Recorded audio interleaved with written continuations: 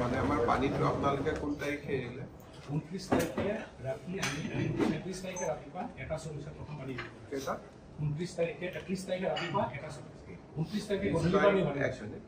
30 তাৰিখে ৰাতিপুৱা 1:40 এৰিবলগীয়া হ'ল ৱেডাৰটো যে বেয়া বৰষুণ হ'ব এইটো আপোনালোকে কেতিয়া গম পালে মেট্ৰলজি আমি এইটো 29 তাৰিখে গধূলি 7:38 আমি কথাটো অলপ টেকনলজিটো বুজিব দিয়ক বৰষুণ ওপৰত পৰিব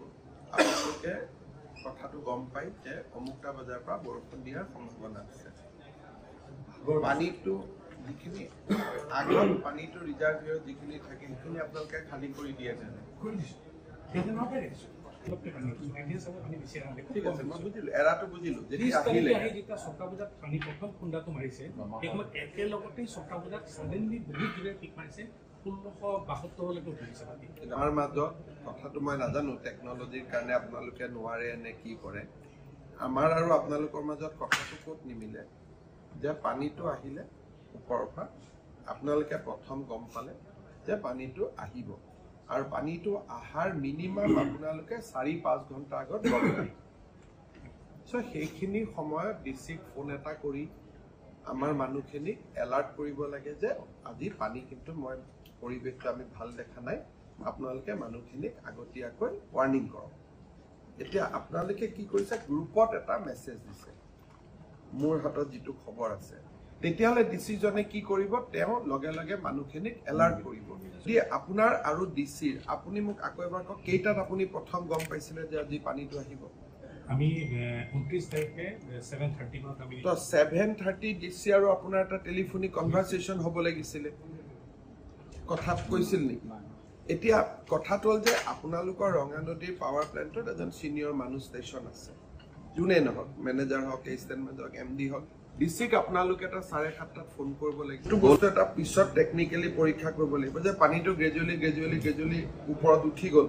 তেতিয়া আপোনালোকে খুলি দিলে ৱেডাৰ আহোঁতেই লাইক ৰান অফ দ্য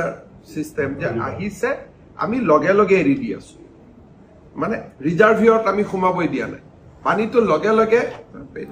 এই বস্তুটো যদি আপুনি চাই যে অল দিজ আৰ মোবাইল আৰু হোৱাটছআপ বাট ইয়াৰ ভিতৰত আপোনাৰ আৰু ডিচিৰ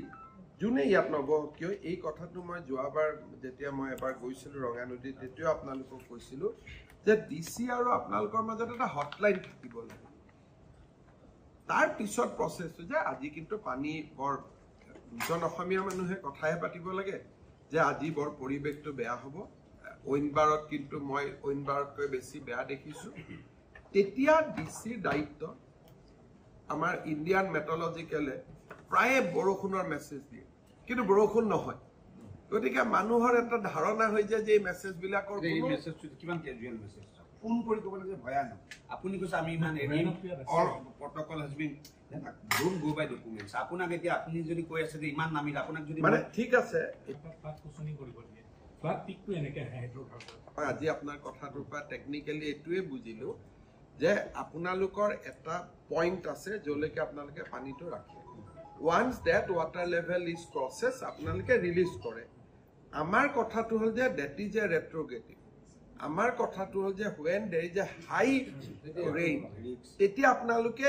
কুচনিংটো এৰি দিব লাগে তেতিয়া কুচনিংটো যদি কৰিব খোজে পানী উইল বি ৰিলিজ এটা ঢাক্কা আহিব আমি কৈছোঁ ঢাক্কা আহিব নালাগে লেট ইট বি গ্ৰেজুৱেল সেইটো এওঁলোকৰ ড্ৰিলটো হ'ল এনেকুৱা মই কথাটো বুজি পালোঁ ধৰ এওঁলোকৰ আছে যে 8 মিটাৰলৈকে পানী ৰাখিব 11 মিটাৰলৈকেও ৰাখিব যিটো এওঁলোকে কৈছে যে চেষ্টা কৰিব যে 11 মিটাৰতো ৰাখিব তাৰ পিছত যেতিয়া নোৱাৰে দামৰ ওপৰত তেতিয়া ধাচ কৰি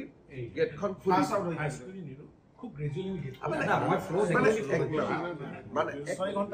মানে গেটখন খুলি থাকে আপুনি ধৰক একেলগে খুলি নিদিয়ে বাট হাফটো খুলি দিলে গ্ৰেজুৱেলি যাতে পানীটো গৈ থাকে আমাৰ ৰিজনটো হ'ল এইটোৱে যে আৰু যদি 2 ঘণ্টা আগৰ পৰা আমি খুলিব পাৰোঁ ধৰক পানীটো যেতিয়া আহি জমা হ'ল এনেকুৱা বলিয়া বৰষুণত আৰু কুচনিঙৰ কথাটো নাহে এইটো আপোনালোকে টেকনলজিকেলি পিছত আমি পাতি মই বুজিলোঁ যে আমি এনেকৈ পানী আহিছে পানীটো run of the water type এৰি দিলোঁ তেতিয়া সৰু সৰু সৰু গৈ থাকিব 8 মিটাৰৰ সেই বস্তুটো নাপায়গৈ কাৰণ ইট ইজ লাইক এ জলবোমা টাইপ হৈ গ'ল না যে উই হেভ ক্ৰিয়েটেড এ বম দেন উই ৰিলিজ দ্য বম যদি আমি তাক ক্ৰিয়েট নকৰাকৈ ৰাখিব পাৰো এইটো আপোনালোকৰ ড্ৰিলটোৱে কাৰেকশ্যন কৰিব লাগিব আপোনাৰ উপায় নাই তেনেকৈ বনোৱা আছে but we need to change the drill